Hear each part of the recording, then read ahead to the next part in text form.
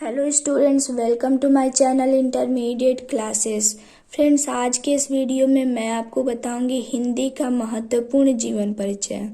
हिंदी का महत्वपूर्ण वो जीवन परिचय जो पिछले 10 सालों से लगातार बोर्ड एग्जाम में आ रहा है और इस बार भी 100% आएगा।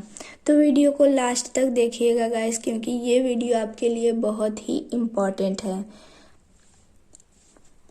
और साथ ही साथ जीवन परिचय लिखने का बेस्ट तरीका बताऊंगी, जिससे आपका नंबर बिल्कुल भी नहीं कटेगा बोर्ड एग्जाम में।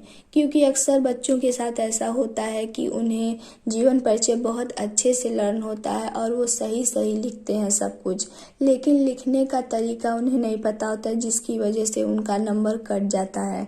तो अक्सर बच्चे ये गलती कर देते हैं जो उन्हें नहीं करना चाहिए। तो मैं चाहती हूँ कि आप वो गलती ना करो। तो आज मैं ये वीडियो लेकर आई हूँ जीवन परिचय लिखने का बेस्ट तरीका। तो सबसे पहले अगर हम बात करें गद्य खंड की, तो गद्य खंड में सबसे ज़्यादा इम्पोर्टेंट जीवन परिचय है तो वो है आचार्य रामचंद्र शुक्ल जी का। आचार्य रामचंद्र शुक्ल जी का जीवन परिचय पिछले 10 सालों से लगातार बोर्ड एग्जाम में आ रहा है और वो इस बार भी आएगा। तो चलिए देखते हैं आचार्य रामचंद्र शुक्ल का जीवन परिचय हम अपने बोर्ड एग्जाम में कैसे लिखेंगे। देखिए दोस्तों, आप किसी का भी जीवन परिचय लिख रहे हो, मान लीजिए आप सूरदास, तुलसीदास, कबीरदास, किसी का भी जीवन परिचय लिख रहे हैं, तो सबसे पहले आप हेडिंग में उनका नाम लिखेंगे। मान लीजिए आप आचार्य रामचंद्र शुक्ल जी का जीवन परिचय लिख रहे हैं, तो आप आचार्य रामचंद्र शुक्ल जी का नाम पहले हेडिंग में लिखेंगे। उसके बाद आप हेडिंग डालेंगे नाम। अब नाम में आप किसका नाम लिखेंगे? जिसका जीवन परिचय लिख रहे हैं उसी का नाम लिखेंगे, यानी आचार्य रामचंद्र शुक्ल। उसके बाद आप नीचे हेडिंग डालेंगे जन्म। बहुत ही अच्छा तरीका है दोस्तों, आप इसे ही अपने बोर्ड एग्जाम में फॉलो कीजिएगा। ऐसे ही लिखेगा, आप लोग को पक्का है नंबर पूरा मिलेगा। उसके बाद आप हेडिंग डालेंगे जन्म। जन्म में आप आचार्य रामचंद्र शुक्ल जी का जन्म कब हुआ था वो लिखेंगे। तो आचार्य रामचंद्र शुक्ल जी का जन्म 4 अक्टूबर 1884 ईस्वी को हुआ था। ठीक है। उसके बाद नीचे हेडिंग डालेंगे आप जन्म स्थान।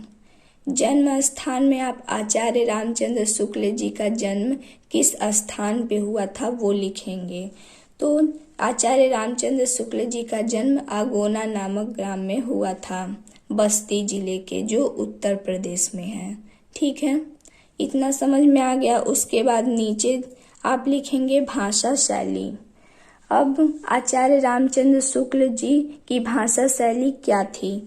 मतलब कि वो कोई भी निबंध हो गया, रचना हो गया, वो किस भाषा में लिखते थे वो यहाँ पे आप लिखेंगे। तो वो है खड़ी बोली। आचार्य रामचंद्र शुक्ल जी खड़ी बोली में अपने सारे रचनाएं लिखते थे। उसके बाद है प्रमुख रचनाएं। नीचे आप लिखेंगे प्रमुख रचनाएं। आचार्य रामचंद्र शुक्ल जी की प्रमुख रचनाएं 2-3 लिखने के बाद आप आदि डाल देंगे तो उतना से हो जाएगा। तो प्रमुख रचनाएं में आचार्य रामचंद्र शुक्ल जी की प्रमुख रचना है चिंतामणि, रस मीमांसा, विचार विधि आदि। वैसे आचार्य रामचंद्र शुक्ल जी की बहुत सारी प्रमुख रचनाएं हैं, लेकिन यहाँ पे आप 2-3 लिखने के बाद आदि लिख देंगे तो उतना से आपका सही हो जाएगा। उसके बाद नीचे लिखेंगे निधन। आचार्य रामचंद्र शुक्ल जी का निधन कब हुआ था? तो वो है 2 फरवरी 1941 ईस्वी को। आचार्य रामचंद्र शुक्ल जी का निधन 2 फरवरी 1941 ईस्वी को हुआ था। इतना सब कुछ लिखने के बाद आप हेडिंग डालेंगे लेखक परिचय। इतना सब कुछ लिखने के बाद आप लिखेंगे लेखक परिचय। लेखक परिचय हेडिंग डालने के बाद उसके बाद इसमें आप सारा जीवन परिचय जो भी याद किए आचार्य रामचंद्र शुक्ल जी का, वो पूरा विस्तार में लिखेंगे। यहाँ से स्टार्ट करते हैं। हिंदी के युग प्रवर्तक साहित्यकार आचार्य रामचंद्र शुक्ल का जन्म सन 1884 ईस्वी में बस्ती जिले के अगोना नामक ग्राम में हुआ था। इनके पिता चंद्रबली शुक्ल मिर्जापुर में कानूनगो थे। मतलब आचार्य रामचंद्र शुक्ल जी के पिता का नाम चंद्रबली शुक्ल था और वो मिर्जापुर में कानूनगो थे। इनकी माता अत्यंत विदुषी और धार्मिक थीं। आचार्य रामचंद्र शुक्ल जी की माता अत्यंत विदुषी और धार्मिक थीं। इनकी प्रारंभिक शिक्षा दीक्षा अपने पिता के पास जिले की राठ तहसील में हुई थी। यानी आचार्य रामचंद्र शुक्ल जी की जो प्रारंभिक शिक्षा थी, जैसे प्रारंभिक शिक्षा का मतलब फर्स्ट क्लास से 8th क्लास तक के बच्चों को हम शिक्षा को कहते हैं प्रारंभिक शिक्षा। तो आचार्य रामचंद्र शुक्ल जी की प्रारंभिक शिक्षा अपने पिता के पास जिले की राठ तहसील में हुई थी और इन्होंने मिशन स्कूल से 10वीं की परीक्षा उत्तीर्ण की। मिशन स्कूल से इन्होंने 10वीं की परीक्षा उत्तीर्ण की। गणित में कमजोर होने के कारण ये आगे नहीं पढ़ सके। यानी आचार्य रामचंद्र शुक्ल जी गणित में कमजोर थे, इसके कारण ये आगे नहीं पढ़ सके। इन्होंने इंटरमीडिएट की शिक्षा इलाहाबाद से ली थी। उसके बाद इन्होंने आचार्य रामचंद्र शुक्ल जी ने इंटर की परीक्षा इलाहाबाद से इलाहाबाद से ली थी, किंतु परीक्षा से पहले ही विद्यालय छूट गया। परीक्षा देने से पहले ही विद्यालय छूट गया। इसके पश्चात इन्होंने मिर्जापुर के न्यायालय में नौकरी आरंभ कर दी। मिर्जापुर के जो न्यायालय था उसमें आचार्य रामचंद्र शुक्ल जी ने नौकरी आरंभ कर दी। यह नौकरी इनके स्वभाव के अनुकूल नहीं थी। जो न्यायालय में उन्होंने नौकरी आरंभ की थी वो उनके स्वभाव के अनुकूल नहीं थी। अतः ये मिर्जापुर के मिशन स्कूल में चित्रकला के अध्यापक हो गए। जब वो सोचे कि मिर्जापुर के न्यायालय में तो उनकी नौकरी उनके स्वभाव के अनुकूल नहीं है, तो उन्होंने उस नौकरी से त्यागपत्र दे दिया और उसके बाद मिर्जापुर के मिशन स्कूल में चित्रकला के अध्यापक हो गए। अध्यापन का कार्य करते हुए इन्होंने अनेक कहानी, कविता, निबंध, नाटक आदि की रचना की। अध्यापन जब वो पढ़ा, चित्रकला के अध्यापक थे, तो अध्यापन का कार्य करते हुए उन्होंने अनेक कहानी, कविता, निबंध, नाटक आदि की रचना की। इन्होंने 19 वर्ष तक काशी नागरी प्रचारिणी पत्रिका का संपादन भी किया। 19 वर्ष तक इन्होंने काशी नागरी प्रचारिणी पत्रिका का संपादन किया था। कुछ समय पश्चात इनकी नियुक्ति काशी हिंदू विश्वविद्यालय में हिंदी विभाग के प्राध्यापक के रूप में हो गई और श्याम सुंदर दास जी के अवकाश प्राप्त करने के बाद ये हिंदी विभाग के अध्यक्ष भी हो गए। हिंदी का यह दिग्गज साहित्यकार सन 1941 ईस्वी में स्वर्गवासी हो गया। मतलब इतना सब कुछ करने के बाद हिंदी के यह दिग्गज साहित्यकार मतलब आचार्य रामचंद्र शुक्ल जी का निधन सन 1941 ईस्वी में हो गया। इसके बाद आप लिखेंगे रचनाएं, क्योंकि आपको रचनाएं भी लिखना होता है ना। तो इसके बाद हेडिंग डालेंगे रचनाएं और रचनाएं में लिखेंगे आप आचार्य रामचंद्र शुक्ल जी की प्रमुख रचनाएं निम्नवत हैं। इतना लिखने के बाद आप निम्नवत हैं, उसके बाद नीचे आप लिख देंगे आचार्य रामचंद्र शुक्ल जी की कोई भी कुछ प्रमुख रचनाएं लिख देंगे आप। और उसके बाद 2-3 लिखने के बाद आधे लिख दीजिएगा, सही हो जाएगा। चिंतामणि, रसमीमांसा, विचार विधि, त्रिवेणी, हिंदी साहित्य का इतिहास आदि। ठीक है, तो ये था आपका गद्य खंड से रिलेटेड मोस्ट इम्पॉर्टेंट जीवन परिचय जो आपके बोर्ड एग्जाम 2022 में आएगा। इसी तरीके से आप लोग लिखिएगा, नंबर बिल्कुल भी नहीं कटेगा। आई एम श्योर आपको नंबर पूरा मिलेगा। तो चलिए देखते हैं काव्य खंड का कौन सा जीवन परिचय है जो सबसे इम्पोर्टेंट है। काव्य खंड में सबसे ज़्यादा इम्पोर्टेंट जीवन परिचय है तो वो है सूरदास जी का। सूरदास जी का जीवन परिचय पिछले 10 सालों से लगातार बोर्ड एग्जाम में आ रहा है, तो इस बार भी आएगा। इसको भी आप उसी तरीके से लिखेंगे जिस तरीके से आप गद्य खंड में लिखे हैं। सबसे पहले नाम, फिर जन्म स्थान, फिर पिता, भाषा, शैली, मतलब कि जितना भी आप सूरदास जी के बारे में जानते हैं वो सारा शॉर्टकट में यहाँ पे लिखेंगे। तो सबसे पहले आप नाम लिखेंगे। सूरदास जी का जीवन परिचय लिख रहे हैं तो सूरदास जी का नाम लिख देंगे। उसके बाद जन्म, सूरदास जी का जन्म कब हुआ था तो सन 1478 ईस्वी में। उसके बाद लिखेंगे आप जन्म स्थान, सूरदास जी का जन्म कहाँ हुआ था, किस स्थान पे हुआ था, तो वो है रुनकता नामक ग्राम में इनका जन्म हुआ था सूरदास जी का। उसके बाद आप लिखेंगे पिता का नाम। सूरदास जी के पिता का क्या नाम था, तो सूरदास जी के पिता का नाम था रामदास सारस्वत। उसके बाद लिखेंगे भाषा कि वो किस भाषा में अपनी कविताएं और सारी चीज़ें रचनाएं लिखते थे, तो सूरदास जी ब्रज भाषा में अपनी सारी रचनाएं लिखते थे। उसके बाद आप पॉइंट में करके लिख लेंगे अष्टछाप एवं भक्ति काल के कवि। सूरदास जी अष्टछाप एवं भक्ति काल के कवि थे। उसके बाद सूरदास जी की कुछ रचनाएं यहाँ पे लिख देंगे। रचनाएं सूरदास जी की हिंदी साहित्य में 3 ही हम लोग को उपलब्ध है, 3 ही हम लोग जानते हैं, तो इसलिए 3 ही लिखेंगे। आदि लिखने की ज़रूरत नहीं है क्योंकि इनकी 3 ही रचनाएं हैं। रचनाएं में आप लिखेंगे सूरसागर, साहित्य लहरी, सुर सरावली। उसके बाद आप लिखेंगे मृत्यु। सूरदास जी की मृत्यु कब हुई थी, तो सूरदास जी की मृत्यु सन 1581 ईस्वी में हुई थी। बहुत ही ज़्यादा इम्पोर्टेंट जीवन परिचय है सूरदास जी का काव्य खंड में और गद्य खंड में आचार्य रामचंद्र शुक्ल जी का।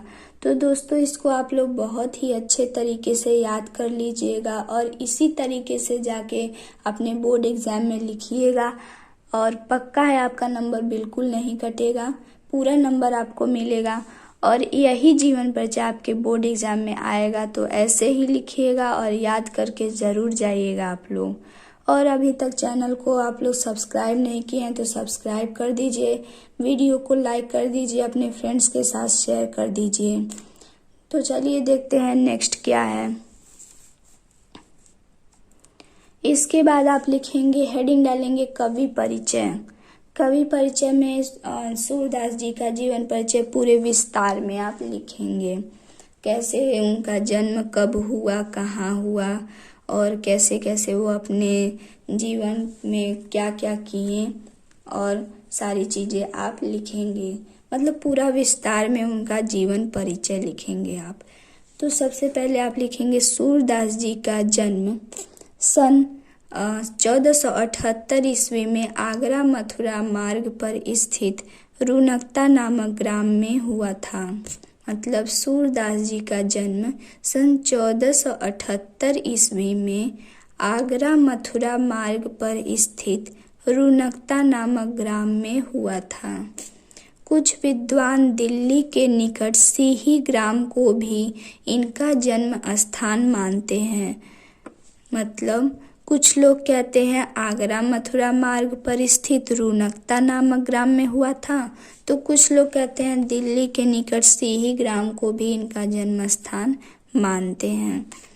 तो इसमें भी लोग विद्वानों को कन्फ्यूजन है, मतभेद है। तो वैसे अगर सबसे ज़्यादा प्रसिद्ध है तो आगरा मथुरा मार्ग पर स्थित रुनकता नामक ग्राम, लेकिन हम जीवन परिचय में पूरा विस्तार उनका लिख रहे हैं तो इसको भी हम लोग लिख देते हैं। उसके बाद सूरदास जी जन्मांध थे, इस विषय में भी विद्वानों को मतभेद है। अब ये भी विद्वानों को क्लियर नहीं है कि सूरदास जी जन्मांध थे यानी जन्म से अंधे थे। जन्मांध मतलब होता है जन्म से ही अंधा होना। इसके बाद इन्होंने कृष्ण की बाल लीलाओं का, मानव स्वभाव का एवं प्रकृति का ऐसा सजीव वर्णन किया है जो आँखों से प्रत्यक्ष देखे बिना संभव नहीं है। मतलब ये अपने कविताओं में कृष्ण की बाल लीलाओं का, मानव स्वभाव का एवं प्रकृति का एकदम सजीव वर्णन किया है जो आँखों से प्रत्यक्ष देखे बिना संभव नहीं है। इन्होंने स्वयं अपने आप को जन्मांध कहा है। जो सूरदास जी थे वो स्वयं खुद को ही जन्मांध कहे थे कि मैं जन्म से ही अंधा हूँ। उसके बाद सूरदास की रुचि बचपन से ही भगवत भक्ति के गायन में थी। मतलब वो बचपन से ही भगवत भक्ति की गायन किया करते थे। उन्हें अच्छा लगता था ये करना। जैसे कि सबकी एक अपनी अपनी हॉबी होती है, उन्हें बहुत अच्छा लगता है कोई चीज़ करना, किसी को पढ़ना, किसी को लिखना, किसी को गाना। तो उसी तरह उनकी रुचि भगवत भक्ति के गायन में थी। इनसे भक्ति का एक पद सुनकर पुष्टि मार्ग के संस्थापक महाप्रभु वल्लभाचार्य ने इन्हें अपना शिष्य बना लिया। जो भगवत भक्ति की गायन में रुचि उनकी बचपन से थी, तो एक दिन पुष्टि मार्ग के संस्थापक महाप्रभु वल्लभाचार्य उन्हें गाते हुए सुने तो उन्हें बहुत अच्छा लगा और वो उन्हें अपना शिष्य बना लिए और श्रीनाथ जी के मंदिर में कीर्तन का भार सौंप दिया। महाप्रभु वल्लभाचार्य ने उन्हें अपना शिष्य बनाया और श्रीनाथ जी के मंदिर में कीर्तन का भार सौंप दिया क्योंकि वो बहुत ही अच्छा गाते थे। श्री वल्लभाचार्य के पुत्र विट्ठलनाथ ने अष्टछाप नाम से 8 कृष्ण भक्त कवियों का जो संगठन किया था, सूरदास जी इसके सर्वश्रेष्ठ कवि थे। वे गौ घाट पर रहकर जीवन पर्यंत कृष्ण की लीलाओं का गायन करते रहे। सूरदास जी गौ घाट पर जीवन पर्यंत रहे और कृष्ण की लीलाओं का गायन करते रहे। उसके बाद लिखेंगे आप, सूरदास जी का गोलोकवास सन 1583 ईस्वी में गोसाई विट्ठलनाथ के सामने गोवर्धन की तलहटी के पारसोली नामक ग्राम में हुआ था। मतलब सूरदास जी का निधन सन 1583 ईस्वी में गोसाई विट्ठलनाथ के सामने गोवर्धन की तलहटी के पारसोली नामक ग्राम में हुआ था। उसके बाद इनका जीवन परिचय तो हो गया। अब लिखेंगे आप रचनाएं। रचनाएं में आप लिखेंगे महाकवि सूरदास जी की निम्नलिखित 3 रचनाएं ही उपलब्ध है। मैंने आपको पहले भी बताया कि हमें 3 रचनाएं ही उपलब्ध हैं सूरदास जी का। पहला सूरसागर, दूसरा सुरसरावली और तीसरा साहित्य लहरी। तो दोस्तों ये था आपका सबसे ज़्यादा इम्पोर्टेंट जीवन परिचय जो इस बार 2022 की बोर्ड परीक्षा में आने वाला है। एक बार और रिमाइंड कर लीजिए आप लोग, गद्य खंड में आचार्य रामचंद्र शुक्ल जी का और काव्य खंड में सूरदास जी का जीवन परिचय बहुत ही ज़्यादा इम्पोर्टेंट है।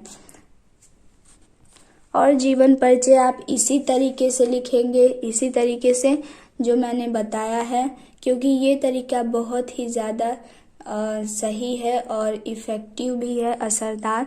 तो आप लोग इसी तरीके से लिखिएगा। ठीक है दोस्तों। फ्रेंड्स, अगर वीडियो पसंद आई हो तो प्लीज़ वीडियो को लाइक कर दीजिएगा, अपने फ्रेंड्स के साथ शेयर कर दीजिएगा और अभी तक चैनल को सब्सक्राइब नहीं किए हैं तो चैनल को सब्सक्राइब कर दीजिएगा, क्योंकि ये वीडियो आपके लिए बहुत ही ज़्यादा इम्पोर्टेंट थी और आगे की वीडियो भी आपके लिए बहुत ही ज़्यादा इम्पोर्टेंट होने वाली है, क्योंकि यहाँ पे आपको हर एक सब्जेक्ट की तैयारी कराई जाएगी 2022 की बोर्ड परीक्षा के लिए। तो चलिए दोस्तों, मिलते हैं नेक्स्ट वीडियो में। जय हिंद, जय भारत।